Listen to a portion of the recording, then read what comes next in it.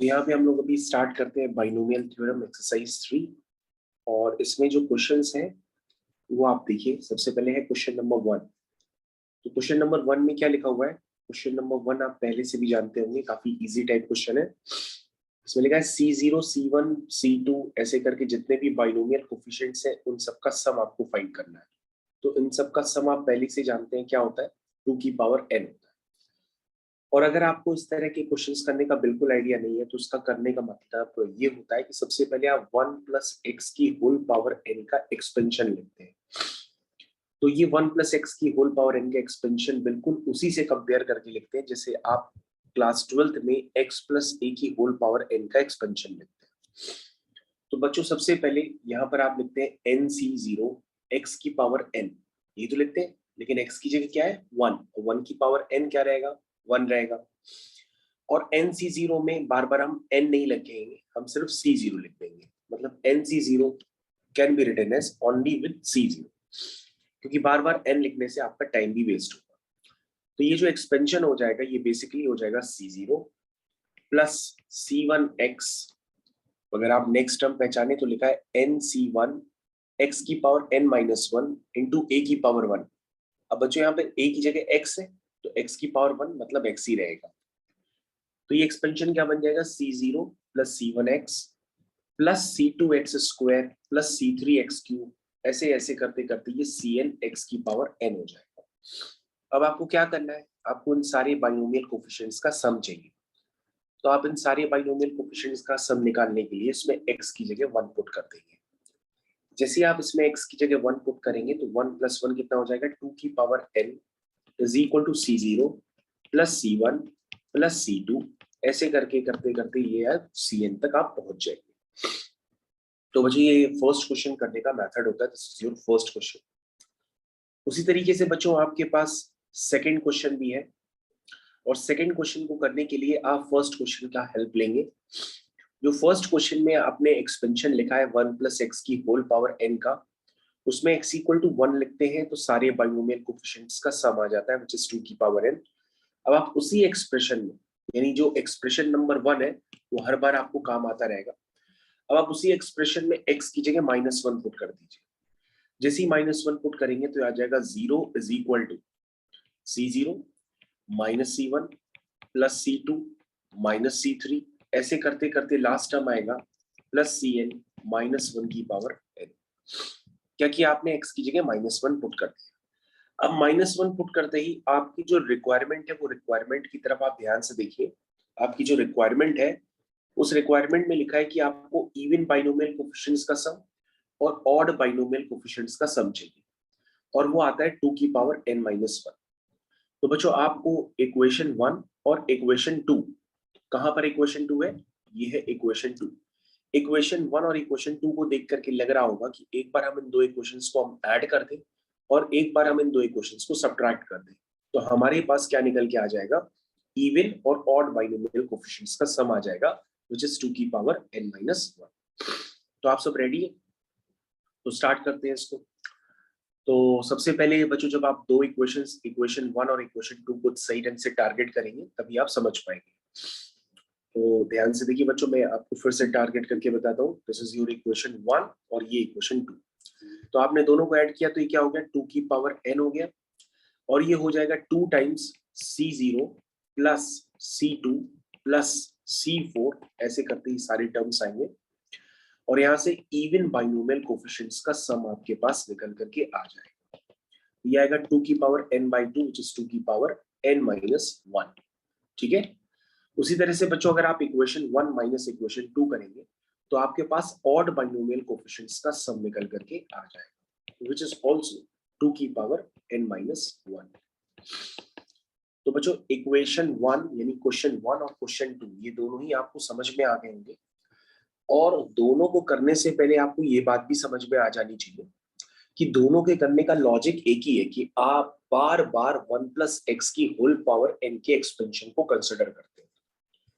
तो बच्चों जितने भी आप क्वेश्चंस देख रहे हैं इन सब का बेसिक यही है कि सबसे पहले हम 1 प्लस एक्स की होल पावर n का एक्सपेंशन कंसिडर करते हैं, फिर अकॉर्डिंग टू रिक्वायरमेंट कभी हम x की जगह 1, x की जगह -1, 2 -2, या एक्सप्रेशन को डिफरेंशिएट करके, दोबारा डिफरेंशिएट करके, x की जगह 1 -1 इंटीग्रेट करके, ये सारे एक्सप्रेशंस जो हम लोग के पास गिवन है वो हम लोग ऑब्टेन करते हैं। अब जैसे बच्चों हम लोग यहाँ पर थोड़े से डिफिकल्ट क्वेश्चंस भी लेंगे, जैसे आपने सोचा तक नहीं होगा कि यहाँ पर कॉम्प्लेक्स नंबर का भी यूज हो सकता है। तो जैसे क्वेश्चन नंबर 5, क्वेश्चन नंबर 5 में आप कॉम्प्लेक्स नंबर का जब तक आप यूज नहीं करेंगे तो क्वेश्चन होगा नहीं।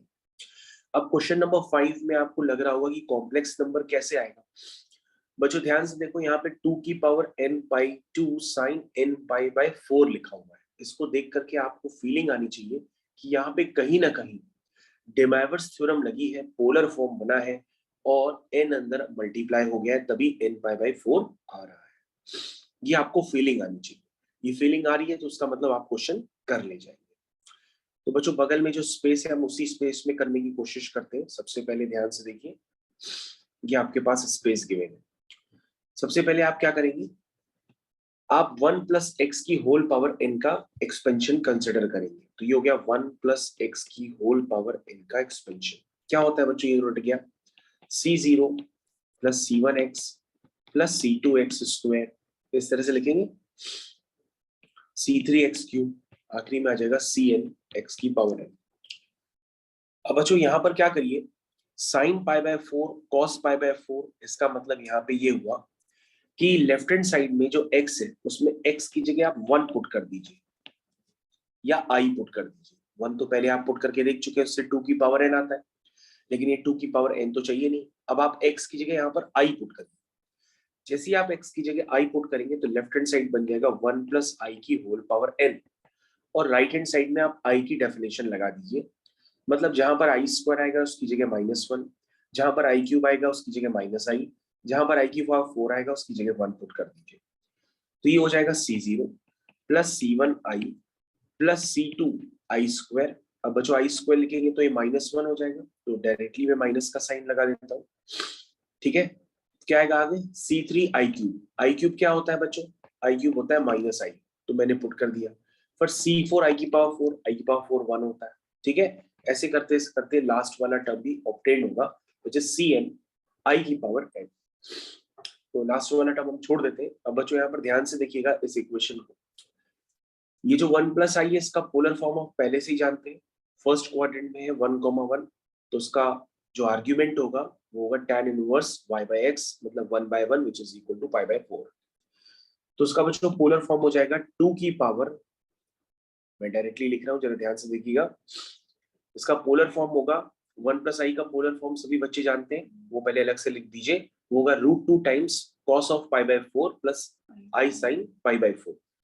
तो बच्चों √2 को आप लिख दीजिएगा 2 की पावर हाफ, और ये हो गया 1 प्लस आई का polar form which is cos theta plus I sine theta. इस तरह से आप लिख लीजिए। और बच्चों ये 1 प्लस आई का पोलर फॉर्म है और ऊपर पावर n है। तो बच्चों अगर आप यहाँ पर देखेंगे तो राइट हैंड साइड में आपके पास काफी सारे जो कोफिशिएंट्स है वो तैयार हो गए। तो पहले आप क्या करिए, रियल पार्ट को अलग लिख लीजिए। तो रियल पार्ट क्या है, वो है c0 minus c2 plus c4 minus, इस तरह से चलता चला जा रहा है। और बच्चों जो इमेजिनरी पार्ट है वो है c1 minus c3 plus c5, इस तरह से ये सिमेट्रिकल टर्म्स आपको मिलने लगे। अब बच्चों आप ध्यान से देखिए तो क्वेश्चन आपका कंप्लीट हो गया। आप रियल को रियल से इक्वेट कर दीजिए, इमेजिनरी को इमेजिनरी से इक्वेट कर दीजिए, आपका क्वेश्चन हो जाएगा। बस आपको करना ये होगा कि लेफ्ट हैंड साइड में डे मायवर्स थ्योरम अप्लाई करनी है। ठीक है, तो बच्चों ये जो n है बेसिकली ये इंटीजर है, फ्रैक्शन नहीं है। अगर ये फ्रैक्शन होता तो इसके कई सारे सॉल्यूशंस होते, बल्कि n-1 सॉल्यूशंस होते, लेकिन ये n इंटीजर है, तो जो एक सॉल्यूशन होगा वो डायरेक्टली आपको n अंदर मल्टीप्लाई करने पे मिल जाएगा, which is 2 की power n by 2 cos n pi by 4, क्या समझ में आ रहा, plus i sin n pi by 4।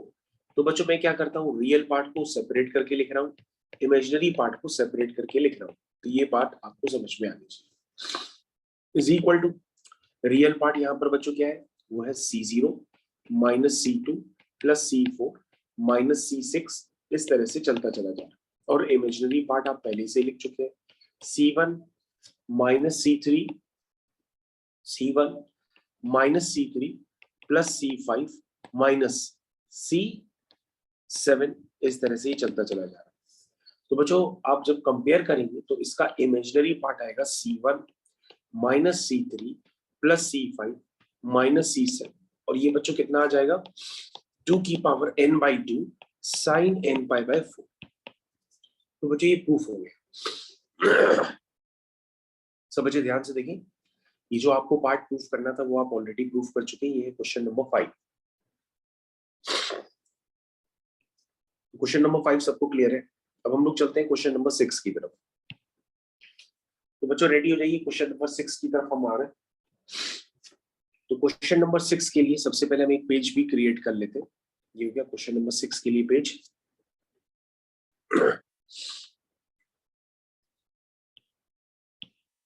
ये हो गया बच्चों आपका क्वेश्चन नंबर 6।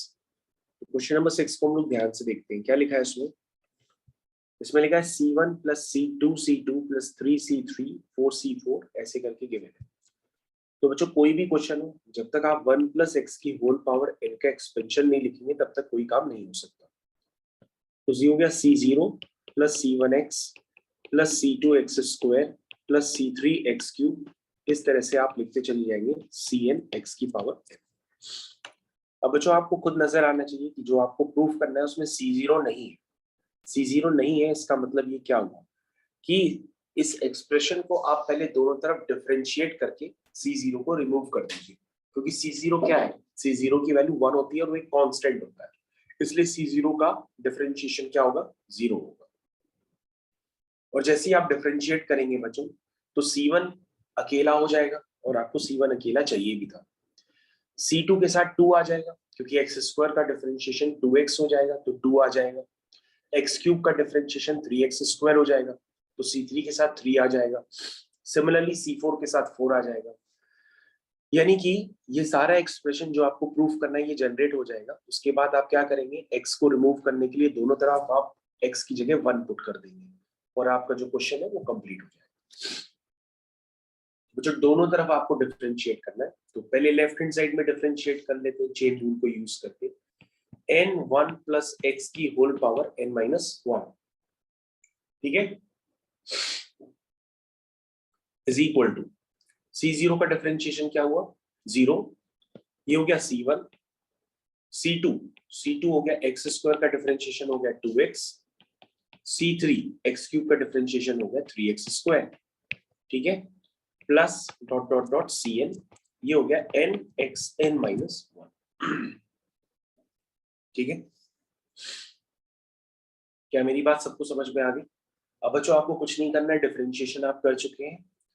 C2 के साथ 2 आ चुका है, C3 के साथ 3 आ चुका है। अब आप पूरे एक्सप्रेशन में x की जगह 1 पुट कर दीजिए, तो हो जाएगा n1 + 1 2 की power n-1 is equal to C1 plus 2C2 plus 3C3। इस तरह से ये होता चला जाएगा, लास्ट में आ जाएगा nCn, और यही बच्चों आपको प्रूफ करना है। तो क्वेश्चन नंबर 6 बच्चों एक तरह से कंप्लीट हो गया।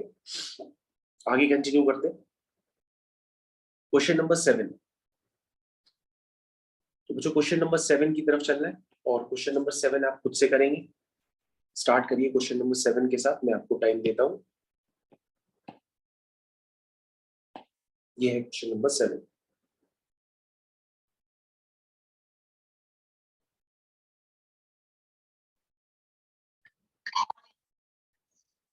तो होपफुली बच्चों आपने इसका सॉल्यूशन कर लिया है। तो सबसे पहले आपने सॉल्यूशन करने से पहले ये सोचा कि इसके पहले जो क्वेश्चन था उसमें था n × 2 की पावर n-1, यहाँ पे n × 2 की पावर n-2, यानी थोड़ा सा ही डिफरेंस है, यानी थोड़ा बहुत आपको यूज करना होगा डिफरेंशिएशन का। तो आप कैसे यूज कर रहे हैं?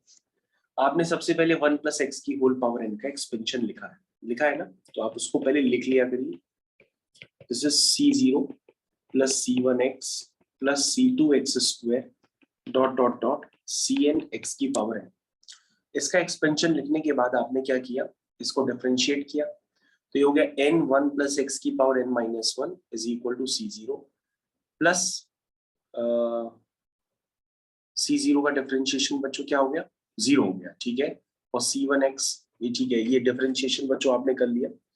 डिफरेंशिएशन करने के बाद अपने इसमें x = 1 पुट किया, तो बच्चों ये तो वही इक्वेशन बन गई जो अभी आपने प्रूफ की है। उसके बाद बच्चों इस सेम इक्वेशन में, यानी कि जिसको आपने डिफरेंशिएट करके बनाया है, इस सेम इक्वेशन में आपने x की जगह -1 पुट किया, तो आपके पास इक्वेशन नंबर 2 बन के क्रिएट होगी।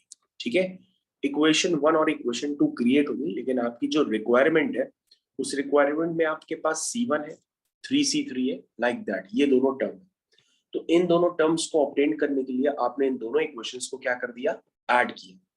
जैसे ही बच्चों आपने दोनों इक्वेशंस को ऐड किया, तो ये वाले जो हमारे काम के टर्म नहीं थे वो कैंसिल होने लगे, और कैंसिल होते ही आपके पास 2 टाइम्स C1, 3C3, 5C5 ये सारे टर्म आने लगेंगे, और 2 लेफ्ट हैंड साइड में डिवाइड होकर के उसको n-2 बना देंगे। मेरे ख्याल से क्वेश्चन नंबर 7 बहुत इजी है। सबसे पहले आपने क्वेश्चन नंबर 7 को करने के लिए आधा काम क्वेश्चन नंबर 6 का किया है, और क्वेश्चन को कंटिन्यू करने के लिए आपने एक बार x की जगह इसमें -1 रख करके दूसरी इक्वेशन बना करके दोनों को आपने क्या कर दिया, ऐड कर दिया। तो ये क्वेश्चन नंबर 7 आपका खत्म। क्वेश्चन नंबर 7 हो चुका है। उसी तरीके से बच्चों यहाँ पर क्वेश्चन नंबर 8 भी है। क्वेश्चन नंबर 8 भी आप कर सकते हैं। क्वेश्चन नंबर 8 के लिए सोचिए आपको क्या करना पड़ेगा। This is your question number 8। सब रेडी हो जाइए क्वेश्चन नंबर 8 के लिए। ये है बच्चों अगेन क्वेश्चन नंबर 8 था आपका, तो उसको हम लोग करना स्टार्ट करने वाले। चलिए देखिए कैसे करेंगे। तो क्वेश्चन नंबर 8 को करने के लिए वंस अगेन हम कुछ नहीं सोचते हैं, सबसे पहले हम 1 + x की होल पावर n का एक्सपेंशन लिखते हैं, which is C0 + C1x + C2x² + C3x³ ... Cn x की पावर n। ये बच्चों हमने लिख दिया। अब हम क्या करेंगे, हमें चाहिए C0 चाहिए ही चाहिए, C1 के साथ 2 चाहिए, C2 के साथ 3 चाहिए। यानी ओवरऑल आपको ये देख के लग रहा होगा कि अगर हम इसको डिफरेंशिएट करेंगे तो C0 तो गायब हो जाएगा।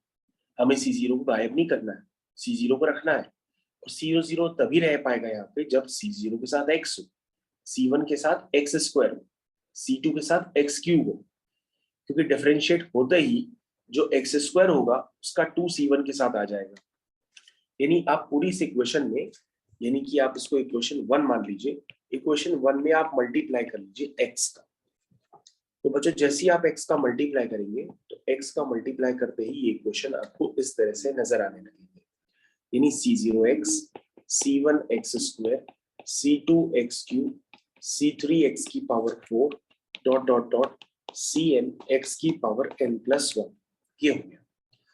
अब बच्चों इसको फर्दर करने के लिए आपको कुछ नहीं करना है, आप इसको क्या करिएगा, सीधा सीधा डिफरेंशिएट कर दीजिए। ठीक है, जैसे डिफरेंशिएट करेंगे क्वेश्चन आपका हो जाएगा। तो बच्चों लेफ्ट हैंड साइड में चेन रूल लगेगा।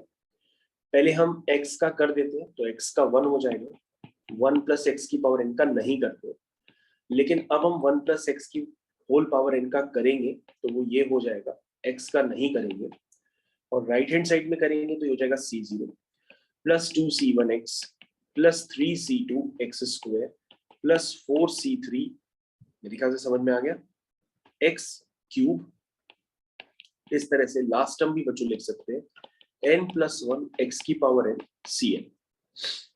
ठीक है, चलिए ध्यान से देखिए बच्चों, अब आपका क्वेश्चन फिनिश हो चुका है। इसमें आप x की जगह 1 पुट कर दीजिएगा। जैसे ही आप x की जगह 1 पुट करेंगे तो ये क्या हो जाएगा, 1 + 1 2 की पावर n। ठीक है, और n टाइम्स 2 की पावर n-1। क्या ये बात समझ में आ गई? और राइट हैंड साइड में बच्चों वही है जो आपको प्रूफ करना है, यानी कि रिक्वायरमेंट। इसको बच्चों हम सिंप्लीफाई कर लेते हैं। इसमें आप क्या काम करिए कि 2 की पावर n-1 कॉमन ले लीजिए, क्योंकि राइट हैंड साइड में वैसा ही आपको प्रूफ करना है। तो 2 की पावर n-1 में हम क्या मल्टीप्लाई करें कि वापस वो 2 की पावर n हो जाए, यानी कि 2 की पावर 1 प्लस n। तो बच्चों ध्यान से देखिए, जो आपकी रिक्वायरमेंट है वो प्रूफ हो गई है, यानी कि आपका क्वेश्चन फिनिश है। मेरे ख्याल से सबको समझ में आ गया। क्वेश्चन नंबर 8 हो गया। क्वेश्चन नंबर 8 के बाद बच्चों में दूसरे क्वेश्चंस भी हैं यहाँ पर और करने के लिए। जैसे क्वेश्चन नंबर 9 मैं आपसे करवाता हूँ, सोचिए किस तरह से होगा। तो आप लोग सब रेडी हो जाइए, क्वेश्चन नंबर 9 है आपके पास। Ready for question number 9।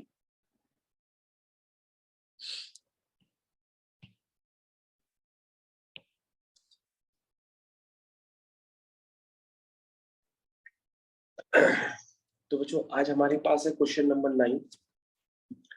उसमें है C0 plus 3C1 plus 5C2 plus dot dot dot 2n plus 1Cn, और ये है आपका n प्लस 1 2 की पावर n। तो बच्चों क्वेश्चन नंबर 9 को करने से पहले आपको क्वेश्चन नंबर 8 बहुत अच्छे से आना चाहिए, क्योंकि क्वेश्चन नंबर 8 अगर आप प्रूफ कर चुके हैं तो क्वेश्चन नंबर 9 भी हो जाएगा।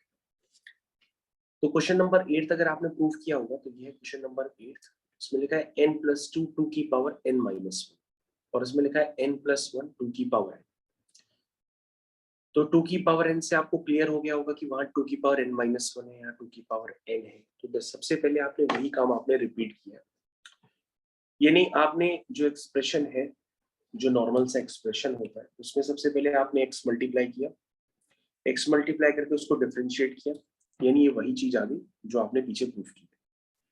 फिर बच्चों आपने क्या किया, आपकी रिक्वायरमेंट थी कि आपके पास C0 चाहिए और 3C1 चाहिए।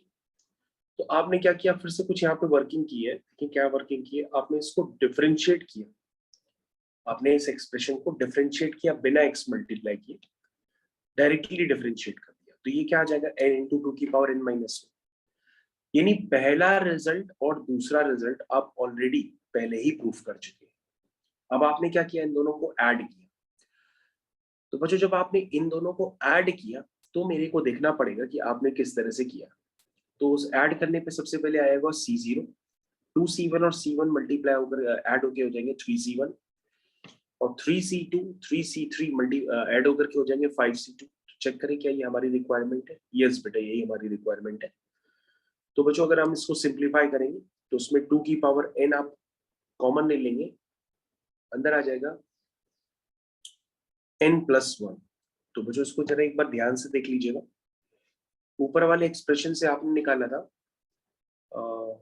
जरा ध्यान से देखिएगा, 2 की power n plus 2 times n into 2 की पावर n माइनस 1। जरा इसको ध्यान से देखते हैं, क्या ये वही निकल के आ रहा है। 2 की पावर n कॉमन लिया, अंदर आ गया n प्लस 1। हाँ बच्चों ये वही निकल के आ रहा, इसका मतलब ये प्रूफ हो गया। तो क्वेश्चन नंबर 9 बच्चों यहाँ पे कंप्लीट हो चुका है। अब आप इसका सॉल्यूशन पूरी तरह से देख लीजिए, 9th पूरा कंप्लीट है। ठीक है बच्चों, तो हम लोग थोड़ा क्या करते हैं, थोड़ा सा जंप करते हैं, और जंप करने के बाद हम लोग आज देखते हैं क्वेश्चन नंबर 13। ये है बच्चों क्वेश्चन नंबर 13। तो क्वेश्चन नंबर 13 को किस तरह से करना है, इसको देखते ही आपको समझ में आ रहा होगा कि पहले जो हम क्वेश्चंस कर रहे थे उसमें C1 के साथ 2 मल्टीप्लाई हो रहा था, C2 के साथ 3 मल्टीप्लाई हो रहा था, लेकिन यहाँ पे C1 के साथ मल्टीप्लाई में नहीं है, ये अपॉन में। C2 के साथ मल्टीप्लाई में नहीं है, अपॉन में 3 है। इसका मतलब क्वेश्चन नंबर 13 आपको हिंट दे रहा है कि जब तक आप इंटीग्रेशन नहीं करोगे तब तक ये क्वेश्चंस नहीं होने वाले। तो 13 टाइप के क्वेश्चंस को करने के लिए आपको किसकी हेल्प लेनी पड़ेगी, इंटीग्रेशन की। तो इंटीग्रेशन की हेल्प लेना चालू कर दीजिए। हर बार सबसे पहले आप क्या करेंगे, उसी एक्सप्रेशन को लिखेंगे जिससे आपकी जान पहचान हो चुकी है। That means C0 plus C1x plus C2x square dot dot dot Cn x की पावर है। अब यहाँ पे बच्चों जिस तरह से हम लोग डिफरेंशिएट करते समय बोलते हैं ना, differentiate both side with respect to x, अब आपको लिखना होगा integrate both side with respect to x। क्या बात समझ में आई? ये बच्चों हमने दोनों तरफ क्या कर दिया, इंटीग्रेट कर दिया। तो हो गया n x n माइनस 1, ये नहीं लिखेंगे। अब तो हम इंटीग्रेट करेंगे तो हम लिखेंगे 1 प्लस x की power n plus 1 upon n plus 1। क्या बात समझ में आई? C0x हो जाएगा, ये C1 x स्क्वायर बाई 2 हो जाएगा, और ये हो जाएगा C2 x क्यूब अपॉन 3 हो जाएगा। ऐसे करते करते Cn x की power n plus 1 upon n plus 1 हो जाएगा। मेरे ख्याल से सभी को बातें अच्छी तरीके से क्लियर हो चुकी है। अब बच्चों इंटीग्रेट करने के बाद आपको पता ही है एक कांस्टेंट ऑफ इंटीग्रेशन भी जो होता है, तो उस कांस्टेंट ऑफ इंटीग्रेशन को मैंने एक तरफ लिख दिया, दैट इज c। ठीक है, अब बच्चों मैंने क्या करना है, c की वैल्यू भी निकालनी है। तो बच्चों इसमें क्या करते हैं, c की वैल्यू निकालने के लिए इसमें आप x की जगह 0 पुट कर दीजिए। जैसे आप इसमें x की जगह 0 पुट करेंगे तो सारे टर्म राइट हैंड साइड के 0 हो जाएंगे, लेफ्ट हैंड साइड में बचेगा सिर्फ 1 अपॉन n प्लस 1। ये हो जाएगी बच्चों c की वैल्यू। यहाँ बच्चों हर बार आपको सी भी निकालना पड़ता है क्योंकि इंटीग्रेशन के साथ एक कांस्टेंट ऑफ इंटीग्रेशन भी जुड़ जाता है जिसको बच्चे भूल जाते हैं ज्यादातर, और एग्जाम में ये ऑप्शन टिक कर देते हैं जिसमें ये आंसर होगा और वो उनका गलत हो जाता है क्योंकि वो ध्यान नहीं देते कि इंटीग्रेशन का मतलब उसमें कांस्टेंट ऑफ इंटीग्रेशन भी इन्वॉल्व। क्या बात समझ में आ गई? चलिए, तो बच्चों जैसे हम C0 जैसे हम C निकाल लेंगे कांस्टेंट ऑफ इंटीग्रेशन, उसकी वैल्यू हम यहाँ पर पुट कर देंगे और उसकी वैल्यू हम पुट करने के बाद हम उसको लेफ्ट हैंड साइड पे ले आएंगे तो आपका वही एक्सप्रेशन आ जाएगा जो आपको प्रूफ करना है।